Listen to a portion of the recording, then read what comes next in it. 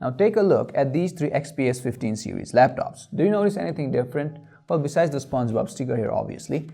Now they all look the same, yet these three Dell XPS laptops belong to three different generations. This one here is the old 9550, this one here is the 9560, while this one here is the star of the show, the Dell XPS 15 9570.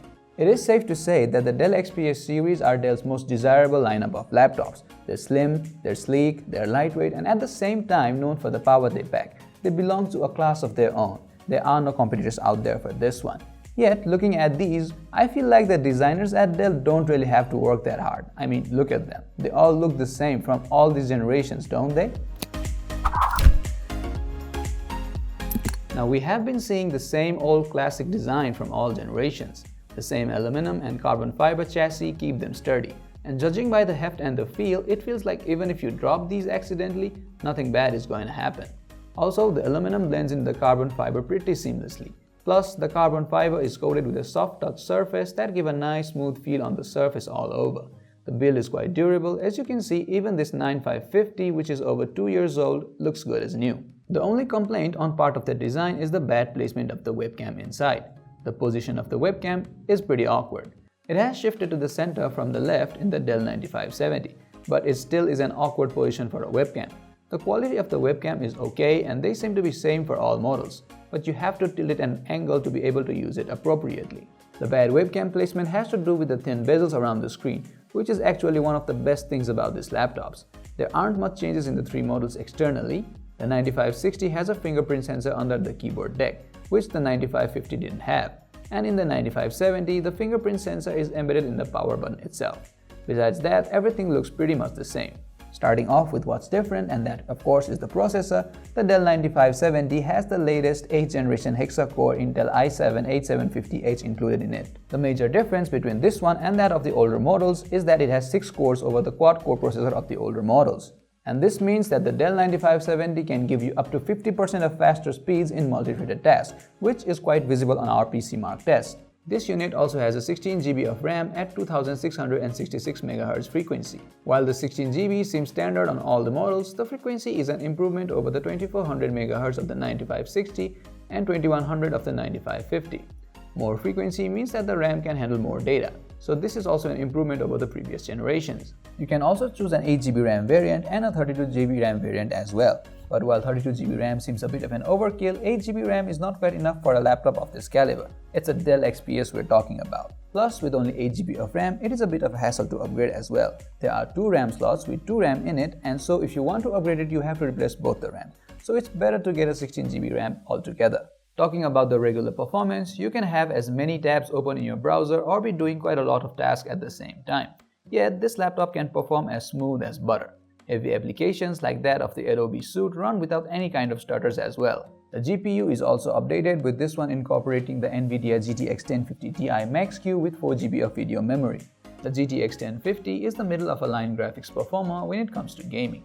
Sure, the Ti is slightly better, but then again this one is a Max-Q, which is built for more power efficiency. So it doesn't perform quite as well as the standard 1050 Ti. But even so, it works better than the 1050 found in the XPS 9560. And it can run most games pretty well.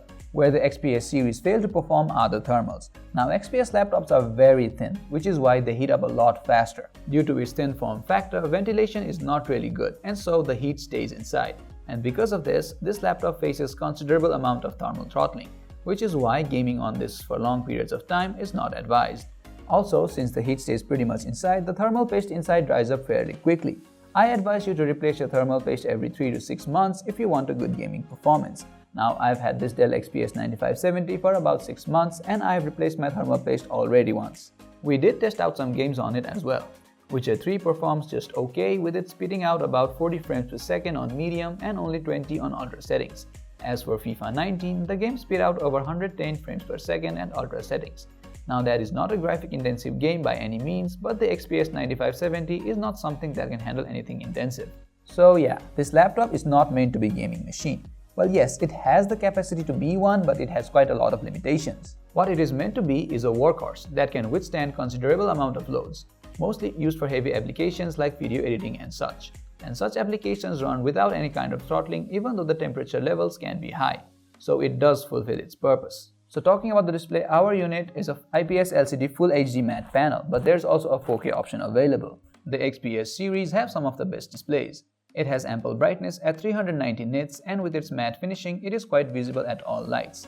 As I already said, the bezels are pretty thin. The color accuracy is there with 100% standard RGB, 94% NTSC color gamut coverage, and 98% Adobe RGB.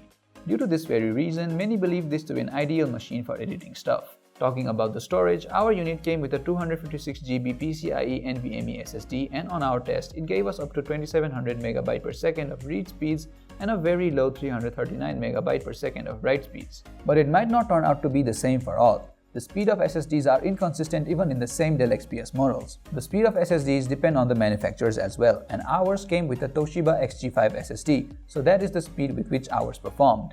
And yes, the 256GB SSD is also not quite enough in terms of storage. You can, however, add a 2.5-inch hard disk drive, but then you'll have to opt for a smaller battery in there.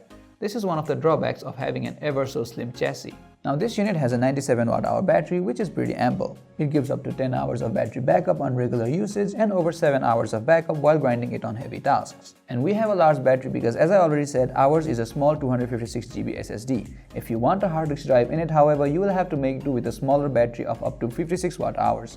Moving on to the keyboard and trackpad, both of them on this thing are great and haven't changed much from the previous generations. The keyboard gives a firm feedback while typing, and general typing is comfortable too. The soft white backlighting is also pretty easy on the eyes. The trackpad is also nice and large. The glass surface gives a nice feel while tracking, and Microsoft Precision Drivers gives accurate gestures.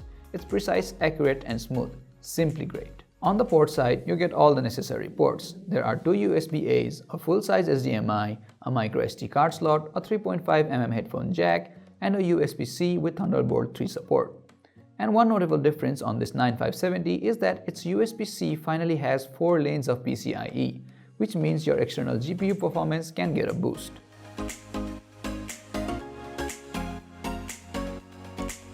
So to sum things up, the Dell XPS 9570 is one of the best laptops out there. Performance-wise, there are larger gaming rigs that are better, but no other laptop can give you such a perfect combination of build, style, and performance.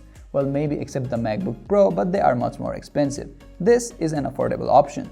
For around $1,600 or about 2 lakh here in Nepal, you get the best combos of hardware, build, and performance. But you'll also need an external storage if you want this laptop because, well, 256GB is not enough. Now, there are other alternative options in the same price range like the Razer Blade 15 and the Alienware M15 as well. You can also get the Gigabyte Aero 15W, which actually packs better specs, but there's something compelling about the Dell XPS 15 lineup. However, the major issue with this laptop is that it suffers from thermal throttling. And yes, this is not meant to be a gaming machine, but then again, this problem has been persistent since all its generations. By now, Dell should have figured out some kind of a solution in their design for this, but they haven't. So it's getting a little old now. It's high time that Dell refreshes their XPS lineups.